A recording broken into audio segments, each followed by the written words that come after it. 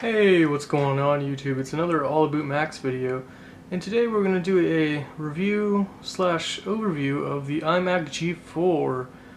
And with this guy, I actually picked it up in my previous video with the Sony Mavica. I mentioned that I got them both in a bundle deal at the flea market. This is in North Carolina, and I ended up paying about 20 bucks for the iMac. And go through a little backstory here first. You know, the iMac itself did not work, or it did work, but it did not have a hard drive installed. At this point, I was like, you know, that's no problem. I can, or it didn't have, it had a hard drive installed. My bad. It had a hard drive installed, but it did not have an operating system, which was fairly easy to do. I have the disk to install a clean install of 10.4 Tiger on it, so that was no problem. So I take it home and I go into I get my disk, I try to download the software onto it, and it wasn't reading the hard drive. So at that point, you know, I assumed that the guy just didn't want to tell me, or he didn't even know himself that there was no hard drive in the iMac. So at that point, I was going to disassemble it until I realized there was a hard drive in it. And I was like, okay, well, maybe it's dead, you know, that could always be a possibility. It is a computer from 2003 or 4, I believe. It is the last iMac they made. It's the 1.2 gigahertz model, or for the lamp style iMac G4. But anyways, I saw the hard drive was in there. I thought it was dead, but it turns out I had looked closer at the ribbon cables going into the IDE hard drive, and it looked like it had been cut. Like somebody actually took scissors and cut half of it. So I went and pulled a ribbon cable out of my other computer and put it in there, and it works. So I have a full install of 10.4 Tiger on it, and right now we're gonna go in to the back part of it, and I'll show you the ports. But I thought it was a pretty cool little story to mention right off the bat. So looking at the back of this thing here, you get a pretty good array of ports here. So on the left here, we're going to have a Kensington lock, followed by a mini display port, or I'm not sure what they called it then, but I know it's a display port to where you can output VGA to another monitor. You have 3 USBs, 2 FireWire 400 port, and then you have the power adapter, of course, a dial-up modem, Ethernet, I believe it's T100 based Ethernet. Then you have a speaker system for the you know, 2 speakers that went with it. I don't have the little ball speakers with me, but I would like to get them at some point. And then you have a headphone jack, and then another port. I believe it's for like an AV video out, but I could be wrong. And then you have your power adapter. So now we're going to go back to the front and boot this up. So coming back to the front here, I do have the not original Apple keyboard and mouse that went with this, but it's for the iMac G3, which works perfectly fine with it. It's the blue keyboard. But we're going to go ahead and turn this thing on. One thing I will show you, if you're not familiar, why this Mac is kind of a, they call it the lampshade Mac. I'll go ahead and show you, is with the display. It moves around freely. It's actually a really nice touch to this. I really do like it.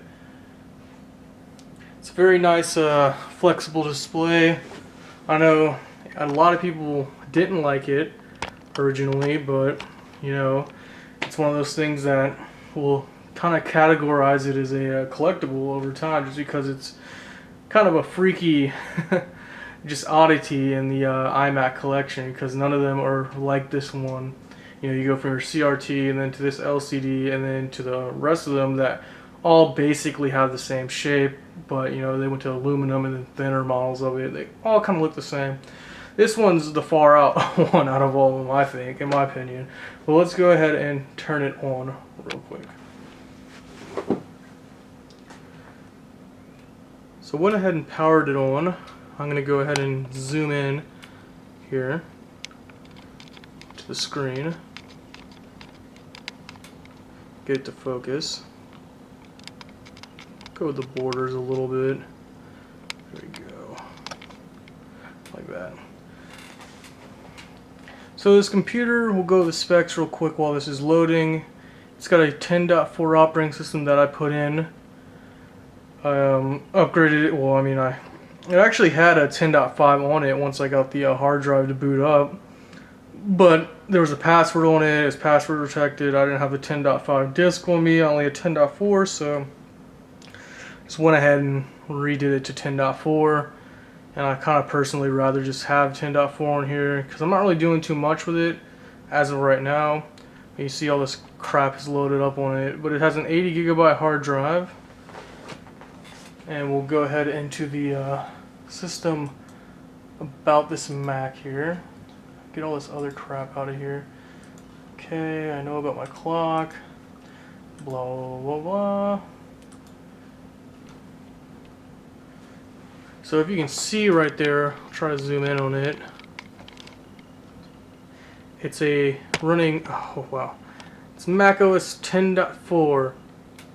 It's a 1.2 gigahertz PowerPC G4 with 1 gigabyte of RAM. And that's going to be, I believe, DDR1.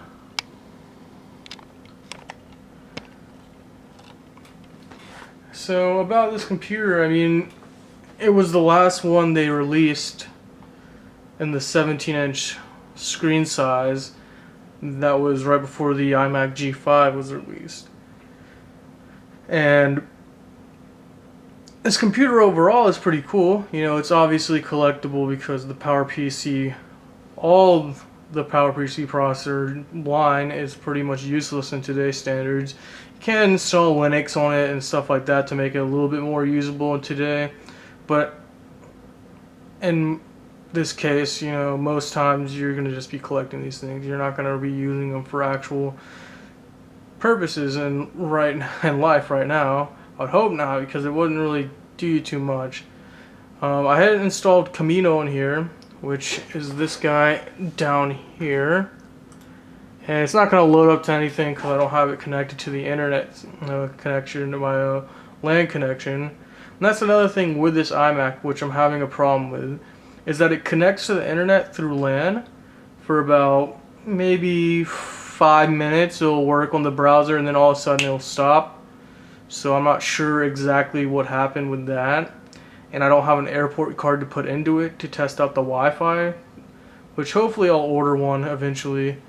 Like right now this is not going to load because it's not connected.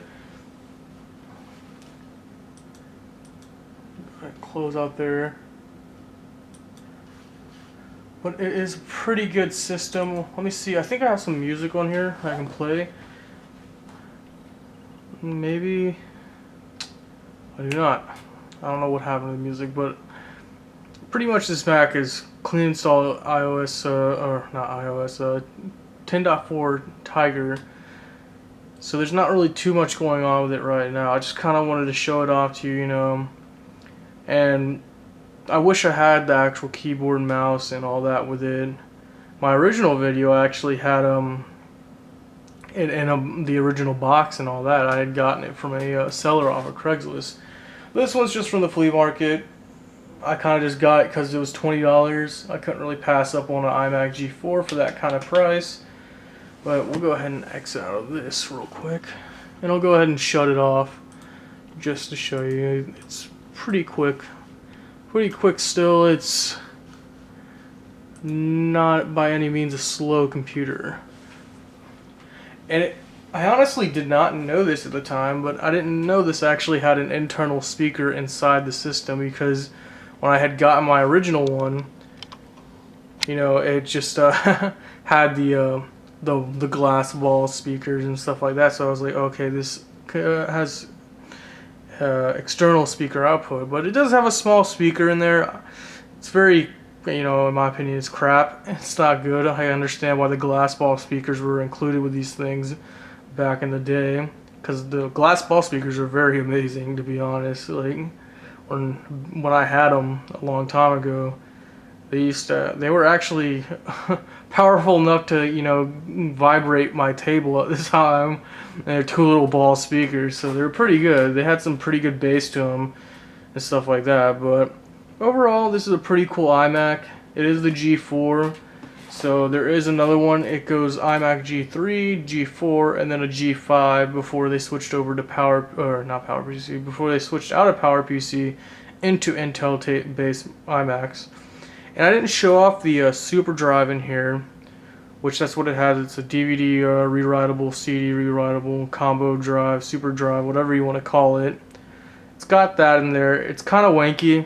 It works when it works, and it works when it doesn't want to work, or it doesn't want to work sometimes. But at least I got it to work to do the installation, so I could actually use it. Other than that, it's a pretty cool computer. I would recommend getting them right now because, you know, like I said, I found mine for 20 bucks at a flea market. I know they go online for a little bit more than that, but not too much.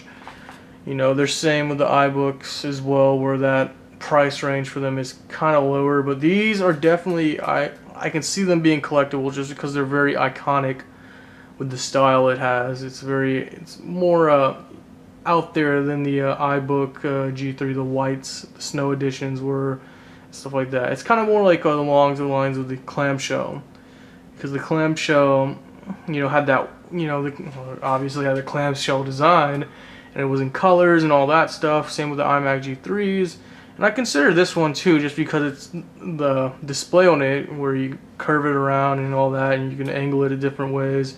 It's really cool, and it's that just weird oddities kind of stuff that, you know, will make it a collectible. But other than that, I just wanted to show this off real quick. I'm not sure how long this video is going to be. Try to cut some stuff out of it, but as always, try to subscribe to my channel if you can. If you won't, continue watching, like it, subscribe it, whatever you want to do, I will accept. And as always, stay classy, San Diego, or wherever you're from. Good night, or good morning.